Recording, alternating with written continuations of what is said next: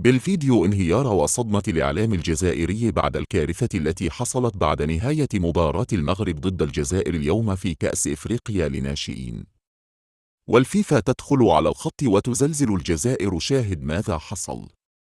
ولكن إذا كنت مسلم وسعيد بفوز المنتخب المغربي، يرجى الإعجاب بهذا الفيديو وتعطر فمكم بالصلاة على رسولنا الكريم.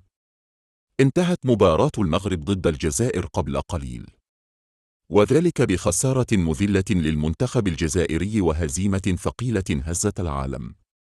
وبعد هذا الفوز التاريخي والإنجاز الجديد للمنتخب المغربي، اقتحمت الجماهير الجزائرية الغاضبة الملعب، وشنت هجوما واسعا على اللاعبين بالعصي والحجارة، واعتدوا على اللاعبين المغاربة بقسوة، تعبيرا عن غضبهم بسبب خسارة منتخبهم. وقد وقعت كارثة كبيرة وسط الملعب، وإصابة بعض اللاعبين بجروح، وهذه ليست المرة الأولى التي يحدث فيها هذا الأمر، فقد سبق وقع نفس السيناريو العام الماضي في كأس العرب للناشئين.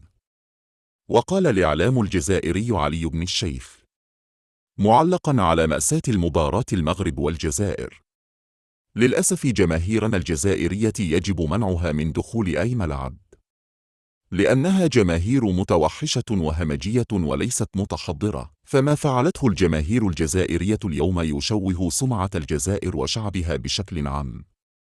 حقا لك الله يا بلادي.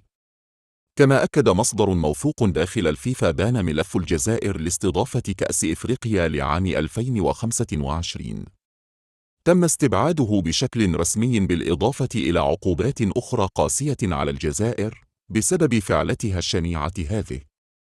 وفي النهاية، إذا كنت تشعر بالفخر بمغربيتك فيرجى الإعجاب بهذا الفيديو. لا تنسوا الاشتراك في القناة.